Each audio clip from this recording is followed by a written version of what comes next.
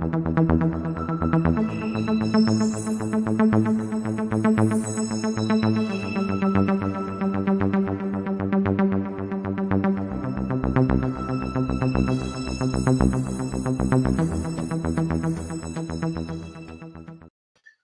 thanks everyone for joining us again for another one of our Juvenile Justice podcasts. Today, I'm happy to have Jordyn Wilson here, all the way from the great state of Connecticut.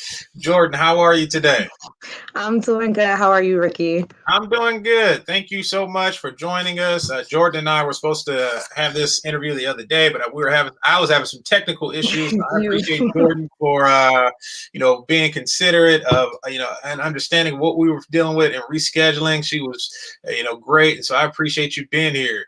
So we're gonna go ahead and get started. Just a little bit about who we are. Southern California Anger Management. Southern California Anger Management. We offer anger management, emotional intelligence, parenting, and emotional intelligence assessments, which is the new thing going on. And so we try to help juveniles and adults as well, with the issues that they may face. So that's enough about me and what we have going. I want to get right to Jordyn. And Jordyn, just tell us, who you are, who you work for, and we'll get the conversation started. Yeah, sure. So, hi, everybody. Thank you, Ricky, for having me. My name is Jordyn Wilson. I am the Community Connections Associate for the Connecticut Juvenile Justice Alliance.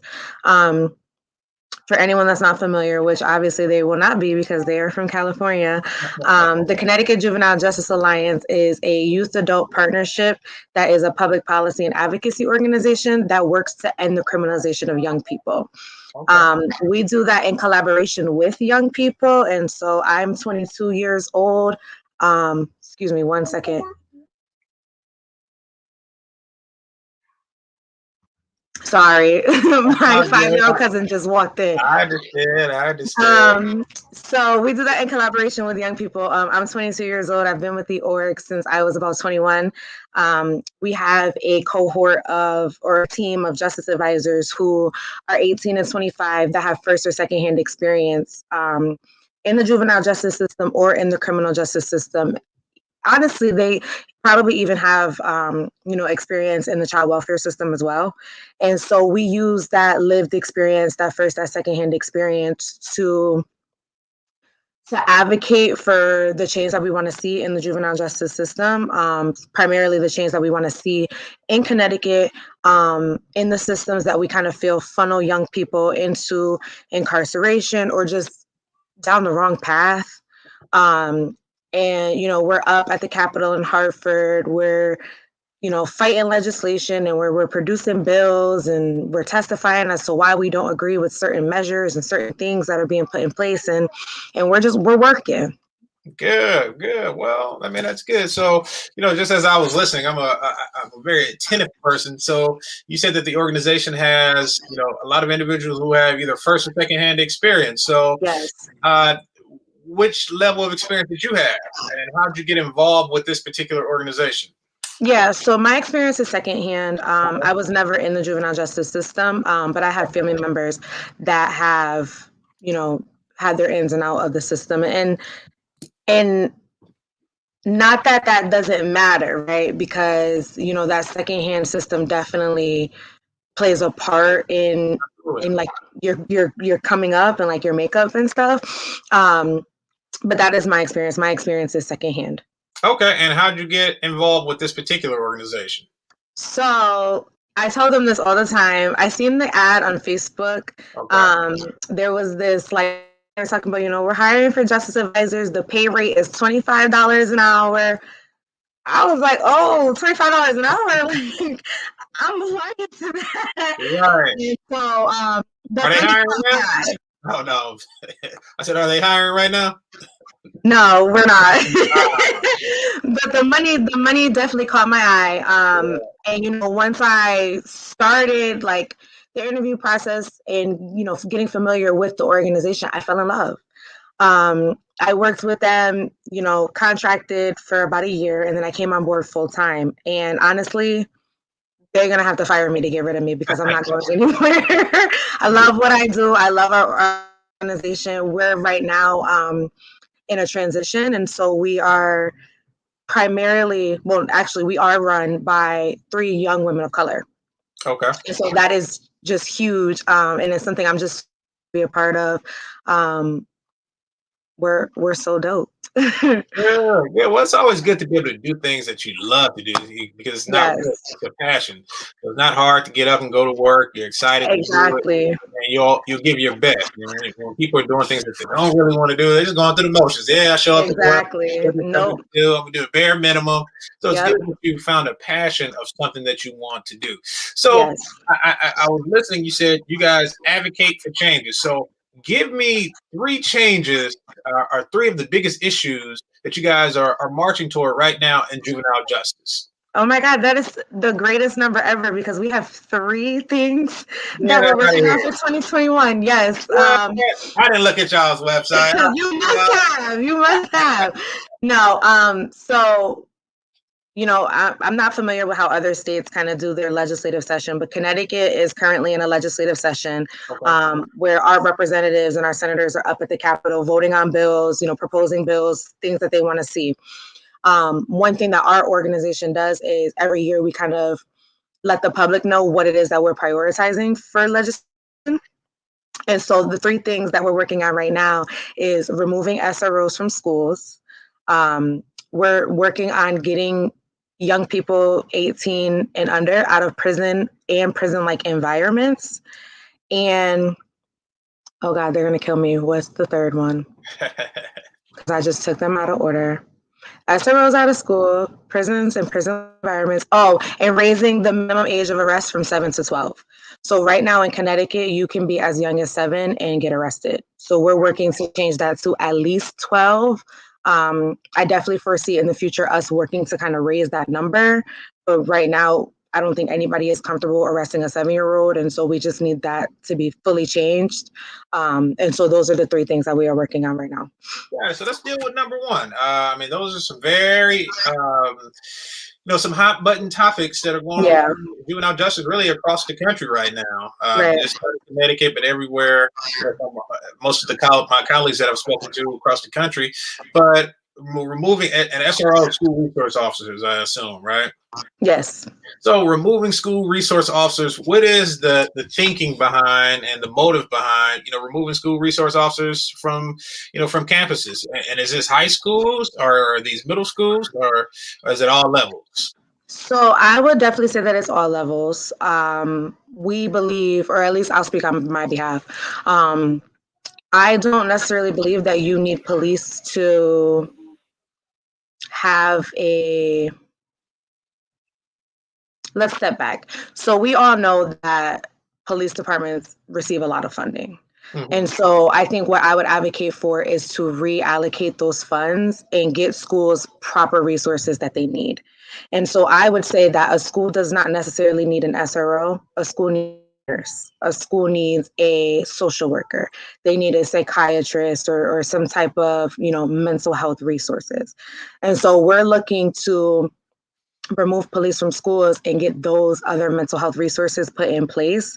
I had a very good relationship with my school SRO. And so I am not naive to the fact that there are people that believe SROs are great. They love our cops, I just know that in a lot of the inner cities in my state, my story is not their story. And that is not the same experience that they have. A lot of them don't feel safer with the school SRO. They kind of feel like it's an extra target on their back.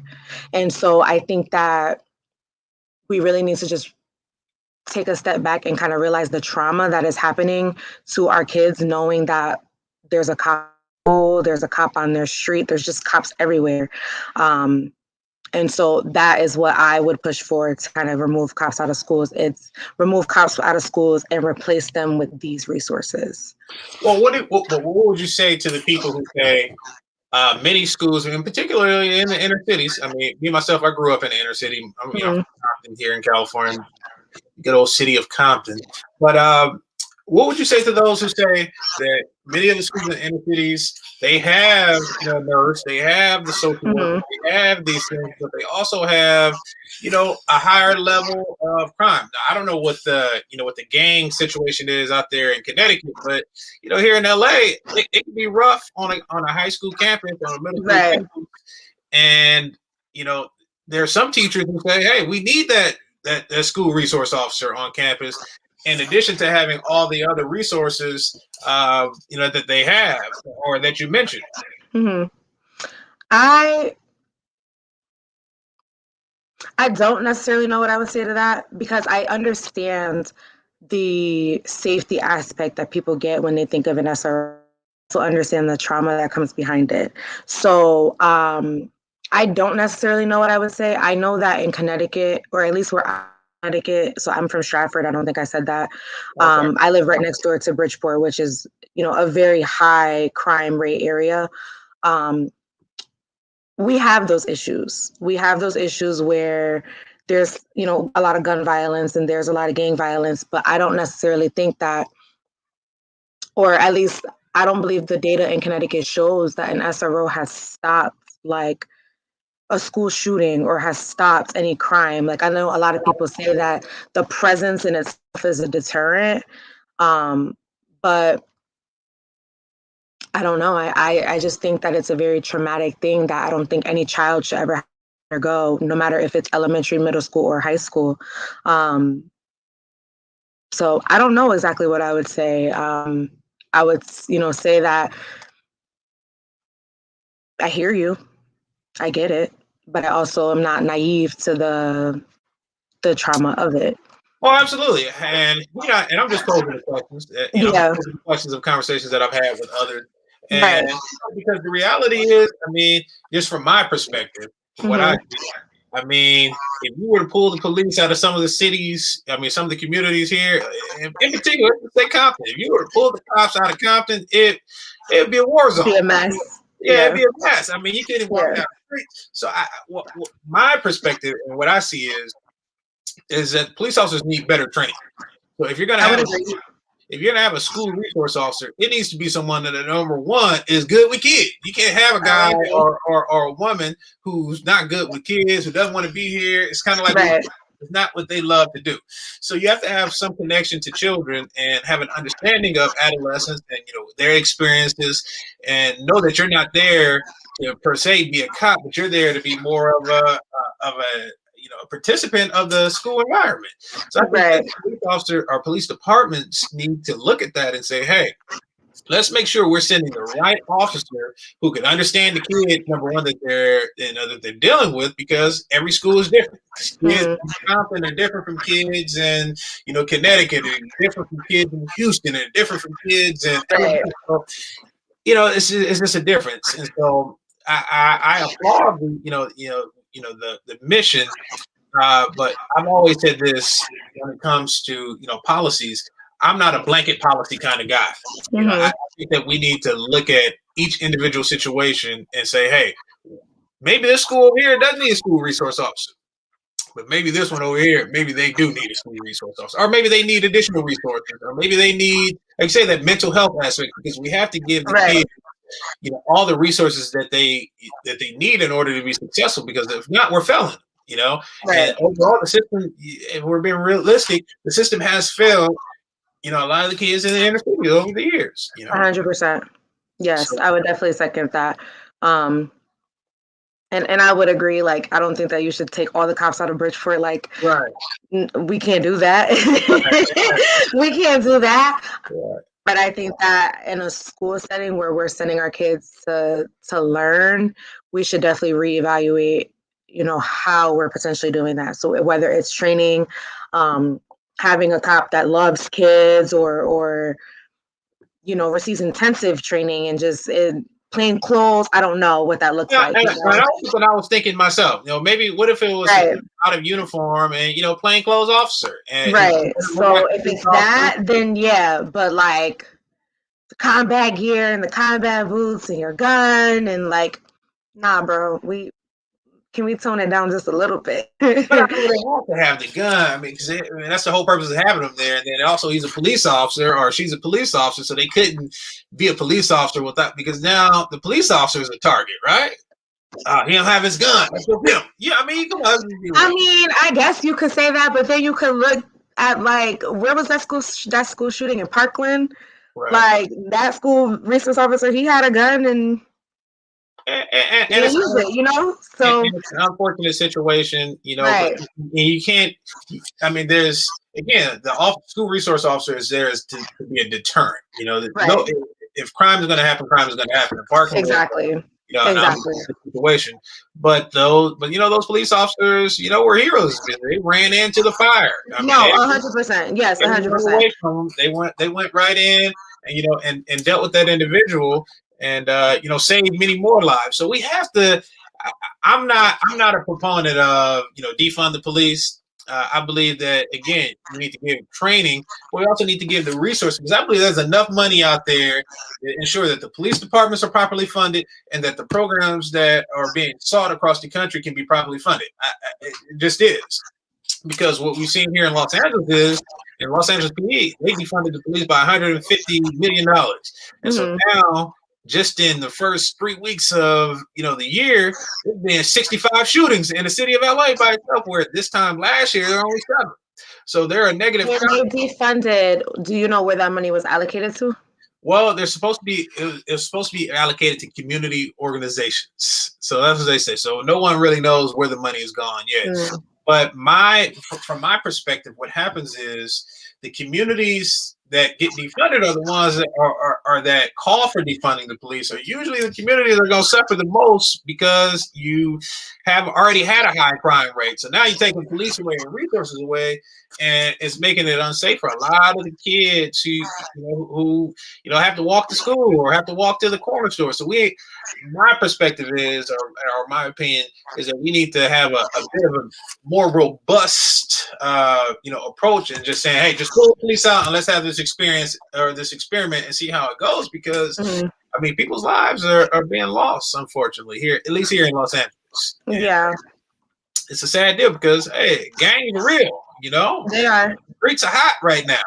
And they are. It's important that we have a good plan to help, you know, everyone involved. So, but I agree. Let's put these school resource officers. Let's try that in plain clothes.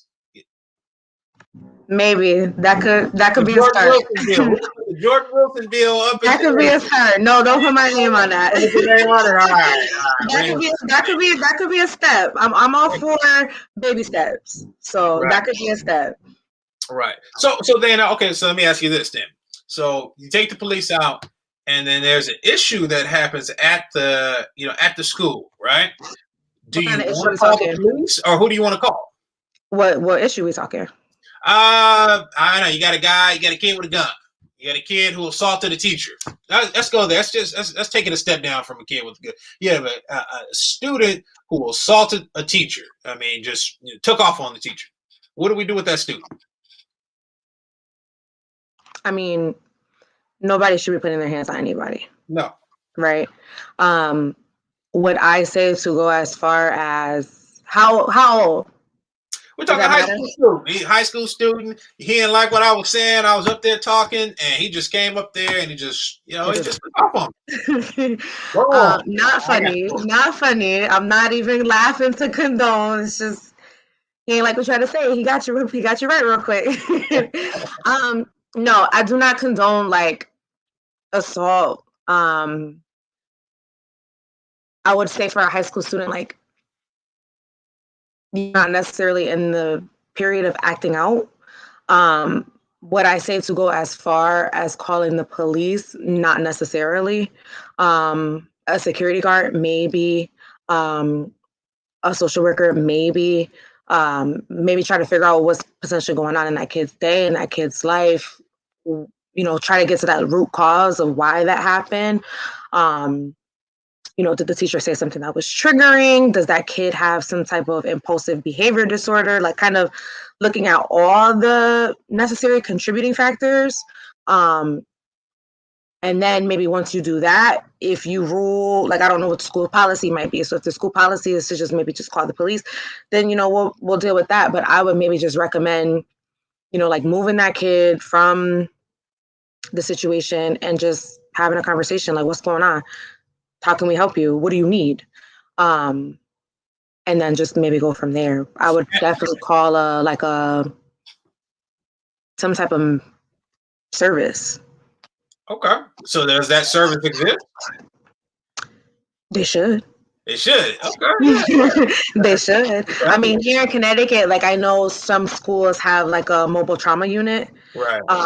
So like if there's like a kid that's acting out in schools, some of the schools will have, I believe like their procedure is for them to call the police or call the SRO. But while they're doing that, they also have to call like this trauma unit. It's kind of all of a matter of who gets there first. But like if you already have it in place at the school, then you don't have to call it. You just have them on the hallway. So here's a situation. Here's a school. The school district has that policy in place. And we're not going to call the police. He just assaulted you, Mr. Hodges. Don't worry about it. We're going to call the mental health team. I'm calling the police. I hear you. Somebody punched me in the face. I'm not gonna lie to you. I'm calling the cops too. Right, I'm calling the cops. Right. You hit me. Like, we're not doing that. I want him arrested. Right. So now it leads us into you guys' second point of action, which is removing anyone 18 years old out of custody. So this kid has hit me and I call the police. So this kid is 17. Let's just say he's 17. He hit me as a teacher. I called the police. And now they take him to jail. Or if there are no jails, what do we do with him? I don't necessarily think they would have automatically took him to jail. He would go through the court system. Or at least in Connecticut he would. I don't know about California. But there should be some type of diversion program in place. Okay. So I mean, let's face it, we all know prisons they're not good, they're not rehabilitative, like they're there for you to sit and I don't want to say rot, but like they're just there for you to sit and well until your sentence is over, right? How does that help that 17-year-old? What are we telling him? Like, yes, accountability is a thing. Like you assaulted somebody, you have to be accountable for your actions, but does that accountability have to look like prison? How can we have that accountability where it's not institutionalized and it's not so negative and discriminatory? Do we really want to put 15-year-olds, a 7-year-old in prison, in detention centers, in these disgusting facilities? We shouldn't. Oh yeah, definitely not a 7-year-old. I mean, 7-year-old. Right, where do you draw the line? Yeah, 7-year-old, we definitely shouldn't be. 7-year-old needs treatment. I mean, they all need treatment. Everyone needs treatment. Right. Even adults. I mean, they all need treatment. They all I think what 7th grade is like. I mean, 7 years old is like second grade, third grade. Who wants to do that?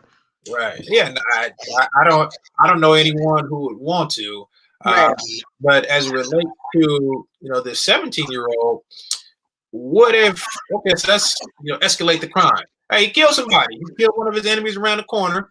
Do we just let him out? Or what do we do? Everybody always brings that up. Like everybody always takes it to the extreme. Like, oh my God, what about murder? You don't want to lock up a murderer? Or a sex offender or the rapist, right? Everybody always brings those up. Everybody always takes it to the extreme. Can we talk about maybe auto theft or like trespassing? Because I mean, you murdered somebody. Yes, there needs to be some type of accountability. Right. Does that accountability have to be punishment? You know what I mean? Well, let me ask this then, because you have to, and I'm just posing the question to you, but what about the victim's rights? Right. Because if it was, if it was one of my, Lord forbid, if it was one of my family members, I would be upset. I would want that person, if I'm a victim, I would want that person to have some form of punishment. So should someone, a teenager, and here on this side of town, I mean, you got some teenagers that's some killers, mm-hmm. that problem, and put some work in, as they say. So what should we do with those who've gone out, killed one of their enemies or killed an innocent person, and we just put them in a less restrictive environment, or what do we do with that? I honestly don't know. I don't have an answer. Like, I do believe that there needs to be some type of accountability. You took a life, and I've been in that situation where I've had, like, my family has experience with that type of crime. And so you're right. Like, if it happened to me, I would want that accountability, but I would definitely reconsider, like, that anger and that eye for an eye if I knew it was a child. So I don't know what it would look like. But I think that it should, again, be some type of accountability without, like, harsh, brutal punishment. Like, do I think that 17-year-old should go away for life? No. I don't really remember what I was doing at 17, but I know that the Jordyn that I was at 17 is not going to be the Jordyn that I'm at now, like at 22. And it's not going to be the same Jordyn that I was going to be when I'm 42. So I feel like mistakes shouldn't define you. Like, yes, murder is bad. I'm honestly, like, over that part of it. Just any crime, I don't think that it should define what the rest of their life looks like. Right. And so I don't think that it needs to be that harsh punishment of, like, we're throwing you away, you're a waste of society, like, you're just no good, and all your life will ever be is that one crime that you ever committed. I don't think it needs to be that. I think it needs to be very restorative and rehabilitative, and yeah.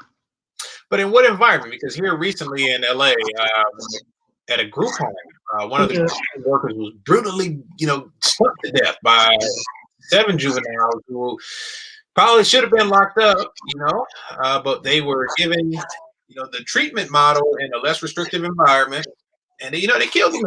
They're just completely, they call it, in a institution, they packed him out. They packed him out on the street and just stumped his head and just brutally beat the man. So, and they've had multiple chances from what I've read.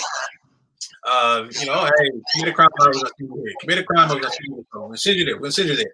So, at what point do we say, all right, we're giving you multiple opportunities at rehab, at mental health, at different services, and now you just kill them? So what do we do with those minors? I mean, I think that it would, at that point, I think it would be whatever you would do for, not necessarily an adult, but however you would handle if it was an adult in that situation. Right. Like, obviously warnings are in place, and first offense, second offense, whatever. At some point, it's gonna have to get harsher over time. I just don't believe that it should be harsh from the start. Right. I'm not not familiar with California, so I'm not really familiar, like, what that group home setting is like. Here in, like, Connecticut, we have, like, staff secure facilities, which are, like, locked doors. You got to be buzzed in and out, or you got to be badged in and out. Like, that's an institution. That's a mini prison. I don't think that it needs to start there. If it's like a group home that, like, I can come and go as I please, or I got a roommate in my room and it's not like a single cell type of thing, and you're looking at me through a window. Like, I think that is a lot different than, a juvie or an adult prison system or an adult facility. All right, boom. I got the homies in. I got the homies over here from the hood. And now we got 3 enemies coming. We got them coming to the home-like setting at the group home. Well, I mean, I would hope you would not do that. Right. But it happens because sometimes these kids, they have to go somewhere, right? I mean, in any scenario or anything negative can happen, but let's just hope. I mean, if you're out on the street, hopefully you're not, like, bringing that stuff back to your home because that's where you live. But I mean, I think it's situational. You have to kind of. But consider this, though. So you close down if we were to close down all the juvenile institutions, all right, you close them now. So now you don't really have any, pickings now, because you're going to have to put, the enemies with the enemies in the homes. And it can get real bad real quick. Well, I mean, it's probably the way that it is now. I'm sure a lot of them are in there with people that they don't necessarily get along with. Right. But I mean. So let me ask you this then. because I've made this statement before, and I've got a lot of backlash before, Mm-hmm. but I truly do believe it. But I'll pose the question to you: do jail save lives? Whose? In general, do jail save lives?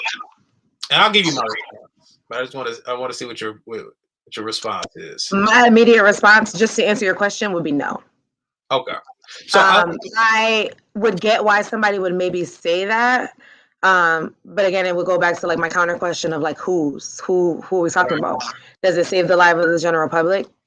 Yeah, maybe, but it's saving a life by taking a life, because you're like, I look at the criminal justice system as a full circle, right? So like if you are incarcerated and you go away to prison, if you're not getting any rehabilitative support while you're in there, or there's nothing put in place for you when you get out, you're just going right back in. It's just going to be a constant cycle. So at what point, like, what do we do with that life, right? Like, yes, that life committed a crime, a heinous crime, a baby crime, whatever, not whatever, but like, at what point does their life get saved? So I get it, but my immediate response would be no. So I'll tell you from my perspective why I believe that jail does save lives. Mm-hmm.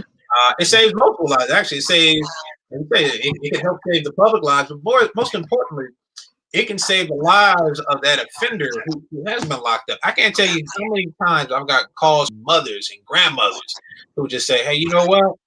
I'm glad my baby's in jail." Mm-hmm. Because the streets is gonna kill him. He's gonna get killed out there. Or the mother would say, I can get some sleep now. Now I can get the help that I've been trying to give him, because it's important. You can't throw anybody in jail and just say, hey, you're gonna be in jail, sit here, don't do anything. The resources have to be there. Right. You be offered the substance abuse. They have to be offered educational programs. They have to be offered, the parenting and all these different programs. Because some people, I have people in my own family, the jail. That last time they went to jail, the last time they went to prison, they said, I got it now. I woke up, the light came on, and I changed my, had I not gone to jail, I would have been dead. Or I would have still been out, caught up in the same lifestyle and gotten an even longer prison sentence. So I've seen, some people who've gone to jail and really turned their lives around. So I'm not just saying that we just round people up and throw them in jail. That's not what I'm saying. But I'm saying for some people, the experience of jail, it really saved their lives, because a lot of kids who went to jail and then they get out and hey man, so got smoked. And it's like, man, it's crazy. So that's just my perspective. No, and I definitely would agree with you, because like I said, excuse me, my experience is secondhand. So some of my family members have done that exact same thing. Like so one of my cousins had went away, I think maybe about 3 times. And I remember saying to myself, when a lot of the gun violence was going on in my city, I'm so glad I don't have to get that call. Like, I'm so glad I know that it's not him. Right. Because I knew my loved one was in jail. Right. But that's sad. Like, I shouldn't. Right. It's like multiple issues at hand, right? Like, it's sad that there's, gang violence and gun violence and it's all going on over here.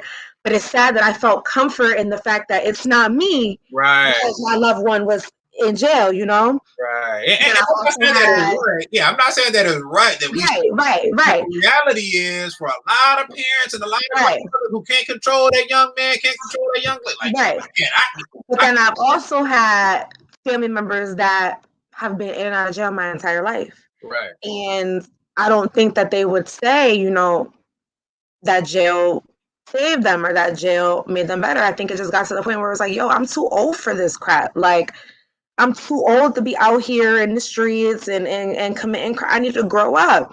Right. So I definitely do get both sides. I just wish that people are afforded the opportunities to get there without having to go through this system. Right. So like that, for that grandmother that was like, I finally hope he gets what he needed. I wish that he didn't have to go to prison to get what he needed. I wish that those supports was put in place in his community, or they were equitably accessible for him to obtain Right. without him having to, commit a crime and receive them, Oh, I agree with you 1,000%. Right. So it's like I definitely get both sides. I just wish that was not our reality. Right. Yeah, you're right. So we have to, we have to look at that. So I'm not, I want us to reduce the population of juveniles in institutions because, guys who went to a CVS and stole some candy and stole some chips. Right. Like he shouldn't be, he doesn't deserve, to be locked up. Now, if he done did it 15 times, now that's the story. Like, hey, now, like we should maybe look at this a little deeper. No. Diversion programs and see what's going on. And so all that to say this. I applaud the work that you are doing out there. Thank you. I applaud the passion that you have, and I encourage you to keep the fight. Stay in the fight. Thank you. Don't give up, and continue on with the mission of your organization and learn. That's the goal. Thank you. Yes. And be on the front line to do so. Fight, and keep it up. Don't let anybody tell you that your cause that is wrong. If you believe in it, you fight for it. Right. And you get what it is that you want. But at the same time, let's make sure that we are teaching our kids. Hey, we don't have to hold you responsible as well, young man, young lady. We're not going to give you a blank check. You got to do what you need to do, and stay out of jail, stay out of trouble. Right. And that's it. Just stay out of trouble. Like I won't have to advocate for you if you just stay out of trouble. And put me out of business. Right. And that is so me and my father have talked about this before. My job is like we don't receive money from the state. And so eventually like the grants can run out. And I said to him, he was like, "You sure you want to take that job? Like it's grant funded, like they might not be able to pay you." And I said, honestly, like that's the point. I want to work for this organization to the point where they put us out of business. I don't want to have to fight to end the criminalization of youth because it will end. And when it ends, my career will go on and I will go over here. But that is the end goal, like for us to not have to exist anymore. For me. Well, your daddy don't want to hear that. He's like, no, my dad don't want to hear that. He's like, why would you take that job if you know it's gonna end? Yeah, that's the goal, Daddy. That's the goal. Daddy like, nah, look, hey, get your hands out my pocket, please. What is, that's kind of how my dad is. My dad, for me, is a boy. Oh no, you got to make it on your own. You got to do this. But my sisters, and my sister, I had an older sister, younger. I'm the only girl. Oh, she's always gonna be my baby. I'm not doing anything else for him. This thing, I'm not giving him any more money. Yes. And what happened there? Well, I went on and gave it to him. So you have that. That's the daughter privilege right there, especially when you're the only one. I'm the only one, so. You got a name. Yeah, he's like, you know what, Jordyn, go do what you want. I don't care. He's always gonna have his baby's back. So that's a good thing with Jordyn. I appreciate it, and I think the last thing when we discussed it, is removing. We got to get that age lower because I don't believe in arresting 7-year-olds. Right. That makes no sense. Right.